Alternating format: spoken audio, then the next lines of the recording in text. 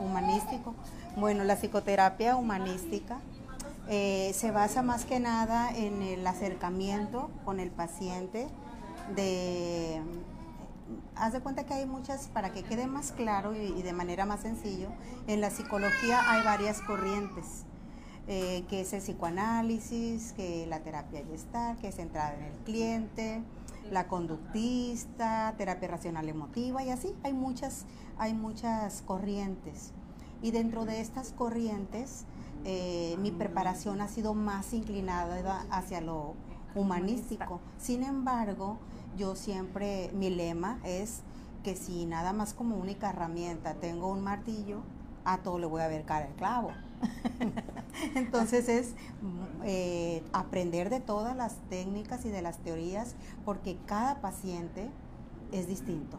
Y así como en unos me va a funcionar el conductismo, en otros me va a funcionar más la humanística, en otros pues otra teoría, el psicoanálisis, el conductismo, todo según el paciente y según lo que traiga el paciente. A veces decimos, no, pues a mí, es más, entre psicoterapeutas a veces hay el ego de decir, yo soy humanista y es lo mejor, soy terapeuta de Gestalt y es lo mejor. Hoy se pelean con los conductistas o con los psicoanalistas, etcétera, ¿no? Yo tengo el privilegio de tener amigas, colegas de todas las especialidades, y aprendo mucho de cada quien, pero sobre todo de cada paciente, ¿sí? Porque cada paciente va marcando la pauta de a ver qué voy a utilizar con él, resultado de la observación clínica y todo lo demás. Pero yéndonos a por qué es psicoterapeuta humanística, porque mi doctorado y mis maestrías han estado encaminadas más hacia eso. Sin embargo, como les digo, yo meto las narices, como vulgarmente decimos, en todo lo que puedo, y más que se refiera a mi carrera. Me gusta aprender de todo, desde hipnosis, lo use o no lo use, desde psicoterapia de danza y movimiento, esa sí va mucho conmigo. Entonces, el decir soy humanística no quiere decir que nunca utilice parte del psicoanálisis, que nunca utilice parte del conductismo, ¿sí? Claro que la persona no se le debe tratar como una máquina de premio, castigo, ¿no? Pero el conductismo está en todos los días y a todas horas. Y el psicoanálisis, pues utilizo la interpretación de sueños, muchas cosas también de psicoanálisis, cobro por adelantado. Oye, le digo a mis amigas, colegas. Un mundo increíble, pues te voy a decir que es un universo a través de esta profesión, ¿no? Sí. Nos mandan saludos también, Carlos, saludos a la doctora de parte de Carlos Padilla, dice. Ay, muchas gracias, arquitecto. Saludos igual. Saludos igual. Sí. Pues sí, un saludo. A mí me surge una duda ahorita que vimos que, bueno, ya la psicología no es en sí la psicología, sino que hay varias ramas y todo. Yo como persona, como paciente, ¿cómo puedo saber a qué tipo de terapeuta puedo acudir? Que si tengo que ir con un conductivista o... ¿Cómo saber? ¿Cómo la gente que está ahí escuchándonos y que en algún punto dice, bueno, sí es cierto, necesito un psicólogo, un terapeuta, pero ahora que sé que no nada más hay uno o una experiencia, ¿cómo saber a cuál acudir? Sí, mira, por lo regular, cuando se es adulto, yo creo que pues debemos de utilizar mucho esta parte de la terapia centrada en el cliente, lo más humanístico. Mis maestrías y doctorado, que son muy encaminadas a la terapia Gestalt, Gestalt significa un todo. Gestalt significa que abarca, es una estructura. Gestalt eso significa estructura o forma. Entonces estamos preparados para atender al paciente, venga como, o sea, por el motivo que sea.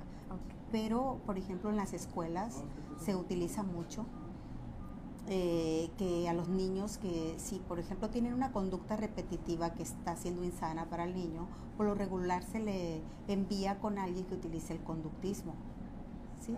Por lo regular. Hay personas que son, no sé si ahorita todavía a estas alturas existan conductistas así puros. Yo no estaría, Ojalá que no me empiecen a protestar los conductistas, pero yo no estoy muy de acuerdo. Les quiero platicar una anécdota. Hace varios años me invitaron a la comunidad de los Horcones, o algo así se le llama, para el lado de Hermosillo, por aquellos rumbos, que es una comunidad, o se le puede llamar una comunidad, sí, que donde son conductistas. Y ahí no me gustó cómo se le trató a los niños o cómo se les trata, hasta los terapeutas conociendo mi inquietud y todos mis maestros, porque necesito ser estudiante. Y fuimos a hacer las prácticas al hospital psiquiátrico, Nava creo que se llama, ayer Hermosillo, y como parte del ¿cómo se dice? Del paseo de estudios, o se le llama, sí, era pasar por la comunidad de los Horcones, pero nos dijeron, ustedes pregunten, pero pregunten, pero no protesten. Y yo, bueno, está bien.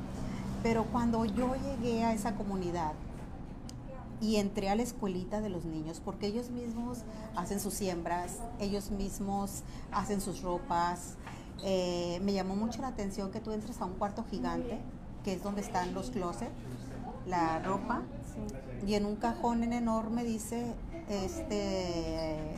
brasier de dama, brasieres para dama, en otro cajón dice pantalones para caballero, en otras dice chambritas para niños, o sea, todo es de todos.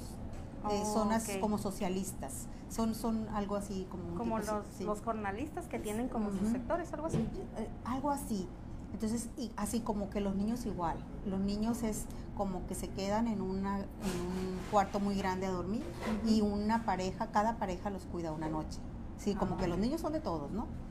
Hasta alguien hubo ahí muy indiscreta que le preguntó, oigan, ¿y si son de todos? Bueno, yo ese tipo de preguntas no hice, ¿no? Pero hice otra que pudo haber incomodado un poquito, pero dije yo, no, pues si no la hago, no sé, algo me pasa, me broncoaspiro, yo creo. No le gusta quedarse con la duda, ¿no? Sí, pero entré con algo que me incomoda, con algo que me parece injusto para el ser humano. Entonces entro a la escuelita, entro yo a la escuela y veo que en la puerta está un letrero. En cada paso que daba el niño un letrero, y acomodaste los juguetes, y ya hiciste esto, y ya hiciste el otro, y ya hiciste el otro. Entonces digo yo, la libertad de los niños, o sea, ¿dónde está la autenticidad? ¿Dónde está el niño? A veces para aprender necesita hacer un poquito de reguerito, un poquito de desorden, y no pasa nada, y a lo mejor, pero eso de estarle condicionando que sea un niño casi máquina, casi robot, casi perfecto, pues a mí me dio mucha tristeza, pero sobre todo porque no miré esa felicidad en los niños. Eso fue lo que me incomodó. Entonces, cuando estábamos ahí ya en la plenaria, donde nos estaban atendiendo nuestras preguntas e inquietudes, pues yo tenía a la maestra a un ladito, dije, me va a dar un pellizcón, y me dice, ¿quieres decir algo, verdad? Sí, sí quiero. Ya habíamos venido del hospital psiquiátrico y yo había protestado allá porque les daban electroshocks a todo mundo, y yo protesté porque me tocó ver eso. Por supuesto que salí llorando de ver un electroshock, y le dije a la maestra, ¿por qué? Porque a todos, esa muchacha venía muy bien, o sea, no era para... Entonces ya había protestado. Todo era general, ¿verdad? Para todos. Sí, entonces, exacto, todo para todos. Entonces, y me dice, aquí también quieres decir algo, ¿verdad? Sí, dilo. Y así como ya ni modo. Y ya le dije, ya, les hice esa pregunta, pero no solo pregunta, era una observación. Y discúlpenme la observación, pero a los niños no los veo felices. O sea, fue así, ¿no? No los veo felices. ¿Por qué? Porque un conductismo así como que ubica a la persona como máquina. Es igual como si yo dijera irme al extremo de lo humanista. Es como, a mí me decían cuando estudié mi maestría, y me decían, es que la persona no se le ve etiquetar, se le ve de diagnosticar. Y yo como psicóloga clínica digo, claro que sí. Sí se debe de hacer un diagnóstico para saber qué tipo de tratamiento se le va a dar a la persona. Es que somos humanistas. ¿Y eso qué? La persona tiene características, tiene una tipología de personalidad. Tengo que saber cuál es su tipología de personalidad para saber cómo lo voy a tratar, para que él se conozca más a fondo. Entonces yo creo que cuando somos muy totalitarios en algo, muy cerrados, no nos abrimos o sea, soy totalmente humanista, ni soy totalmente conductista, ni soy totalmente psicoanalista, pues a lo mejor me inclino más o me preparé más en esta área, pero soy abierto y tomo un poquito de cada una. Exactamente. Entonces, para retomar un poquito, el conductivismo entonces en sí, para que hay muchas amas de casa que nos pueden estar escuchando y a lo mejor no les queda un poquito claro, en resumidas palabras así, una terapeuta conductivista se refiere entonces a la persona, al terapeuta conductista que pues es muy que trabaja con estímulo respuesta, que trabaja con estímulo a veces castigo, o que trabaja con estímulo así como te portas bien, te pongo una estrellita. Y ya todos los demás niños que no traen estrellitas se sienten muy desgraciados. O se sienten muy humillados. Un poco así, eso era lo que me refería. Disculpen, chicas, hablando de pacientes, aquí dice una chica que se llama Betty. Hola, buenas tardes, doctora Martina Corrales. Es muy profesional, soy paciente y seguro que es la mejor de la ciudad de Los Mochis en Nuevo Alemán. Dice que es su paciente Betty Gribel. Saludos, Betty. Saludos. Muchas gracias por toda tu confianza. Gracias. Pues, entran más y más saludos y por supuesto la gente que la conoce y que ha tenido la fortuna de ser su paciente, pues sabemos que se expresa maravillosamente de ella porque es una doctora muy profesional. Pero síguenos platicando, doctora, más acerca de cuáles han sido las experiencias más marcadas que ha tenido dentro de su carrera que la han hecho pensar vale la pena, o sea, tanto sacrificio, tanta estudiada, no sé, a lo mejor tuvo que sacrificar ciertos momentos sociales o algo. ¿Qué es aquello que la puede estimular y que dice vale la pena? ¿Alguna experiencia que nos pueda contar? Ay, pues son muchísimas, pero hablando en términos generales, la confianza de los pacientes, el cariño, el aprecio de los pacientes no tiene precio, la verdad, vale la pena, vale mucho la pena, pero sí he tenido muchísimas experiencias que tú digas, por ejemplo, cuando yo iba empezando en esto, en una institución o en una clínica, era un tipo clínica para la salud mental y las adicciones en Culiacán, ahí empecé como a desarrollar mi trabajo y a mí se me notaba muy poquito la edad. O sea, no se me notaban los años que tenía, parecía adolescente. Entonces, ¿y qué tenía que hacer? Pintarme rayitos en el cabello, usar zapatillas, ponerme vestidos muy formales para poder que se me notara un poquito la edad. Pero ahí, perdón, porque la mujer siempre quiere notar menos edad. Ajá. ¿Usted quería hacer lo contrario? En ese momento sí, porque era como decían, ¿cómo esa niña va a ser mi psicóloga? O sea, ¿cómo esa niña va a ser mi doctora o mi terapeuta? Entonces la satisfacción más grande era esa. Una vez llegó una señora y el director se rió mucho. Luego me platicó el director que no quería entrar, que le dijo, ella la que va pasando por ahí va a ser mi psicóloga. Sí. No, gracias, le dijo, está más grande, está más pequeña que mi hija y no. Y le dice el director, entra, yo sé lo que te digo, o sea, entra y ya si no te gustó, pues ya no vuelves pero ya tienes tu cita. Entonces esa señora salió diciendo la doctora y salió pagando mucho más de lo que le cobraban. Entonces esas cosas son las que digo yo, vale la pena y vale la pena avanzar. Y ella me está dando un título de doctora cuando no lo tengo todavía y fue lo que me estimuló voy a merecérmelo. O sea, ese título que las personas, la doctora, cuando yo era pequeña, muy jovencita, dije yo, me lo voy a merecer, ese nombramiento. Y fue por eso que sacrifiqué muchas cosas, batallé mucho, económicamente un chorro, yo creo que como en ese momento, como nadie de mi generación, porque la mayoría eran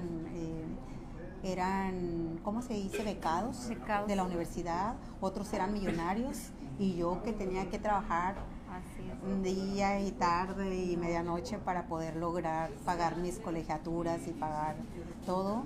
Nunca tuve patrocinio. Y me imagino que en ese momento no había tantas facilidades como hoy día tenemos, bastantes facilidades, y me voy a permitir hacer un pequeño comercial para aquellas personas o aquellos jóvenes y no tan jóvenes como su servidora, que tengan la inquietud y el interés por estudiar esta carrera tan hermosa que es la psicología. Les comentamos que ya están las inscripciones abiertas en la Universidad UADO de Los Mochis, que son pues de lunes a viernes y con la modalidad de semiescolarizado.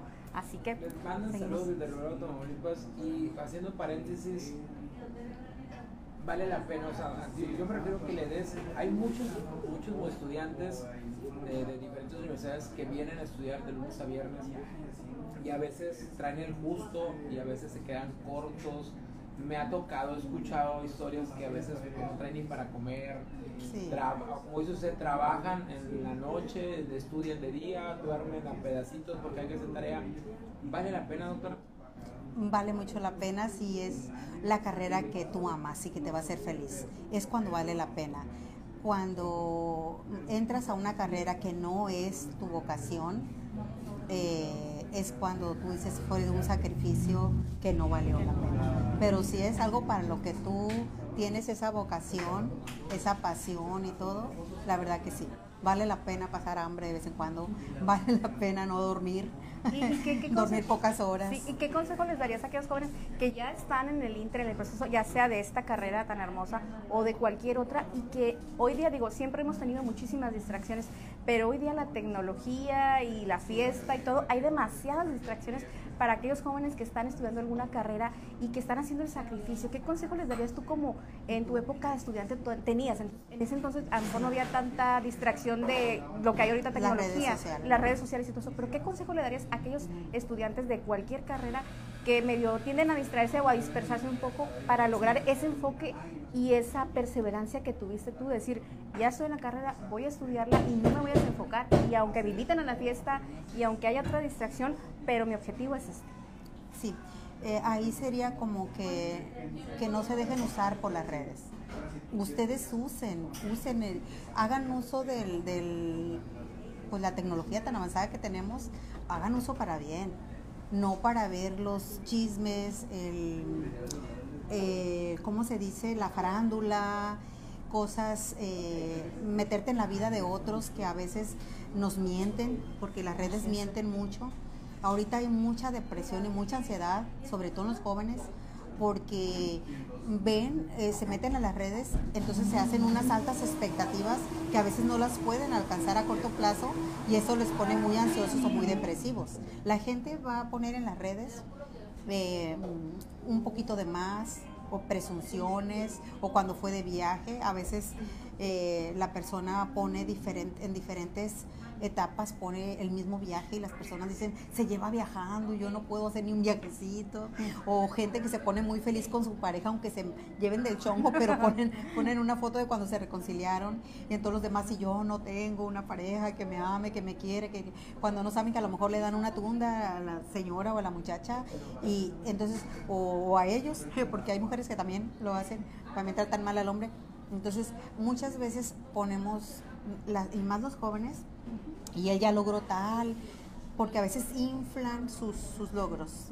Entonces yo diría, no pierdan tiempo en ver los logros de los demás, no pierdan el tiempo. Es bueno que te sirva como aliciente el logro de alguien, pero que sea un logro real, y no un logro fantasma. Entonces yo creo que ahorita el joven, yo pienso que estamos en una etapa muy difícil para el joven, porque por una parte se tienen muchas expectativas y por otra parte muy pocas oportunidades, o se tienen muchas oportunidades pero no las miran. Luego también hay mucha sobrecarga de información. Exacto, ¿verdad? Exacto, para allá iba, perfecto, sí. Como sociedad, hablando de diferentes puntos que tocó ahorita, ¿qué podemos hacer como sociedad, como vecino de un estudiante, como el que le vende la comida al estudiante, como el que transporta al estudiante? ¿Qué podemos hacer para cambiar un poquito esto? Como sociedad, yo creo que dar como ejemplos positivos. Por ejemplo, la basura. Las personas somos muy de tirar la basura donde sea y no ponerla en su lugar. ¿Qué más ejemplos? El cómo llevarte con los vecinos, el hago lo que perjudique al vecino para ver que yo tengo poder aquí, y todo eso los jovencitos lo están mirando. Hay personas adultas muy prepotentes que a sus hijos les enseñan esa prepotencia, ¿sí? El camionero que anda amargado o anda frustrado, y claro que la va a llevar con las personas, ¿sí? A veces parece que traen reses en los camiones. Digo, yo estudié en Culiacán y me tocó andar casi colgada de los camiones. No sé por qué no me gustó el tubo, porque ahí andaba. Me tocó estar así y a veces me tocó decirles a los señores, a los choferes, oye, no traes reses. No traes reses, se subían viejecitos y le daban fuerte, todo eso lo están viendo las personas. Entonces, yo creo que predicar con el ejemplo es muy importante, pero sobre todo confiar en la juventud, confiar en ellos. Eso yo creo que el mejor regalo que le podemos dar a un joven es confiar en él. Tenerle fe. Si comete errores, entenderlo, comprenderlo, sin juzgarlo. Porque vivimos en una sociedad como muy juzgona, muy que compara a un joven con otro. Entonces, las comparaciones hacen mucho daño, tanto para niños como para jóvenes. Sí, y yo creo que también, no sé si coincide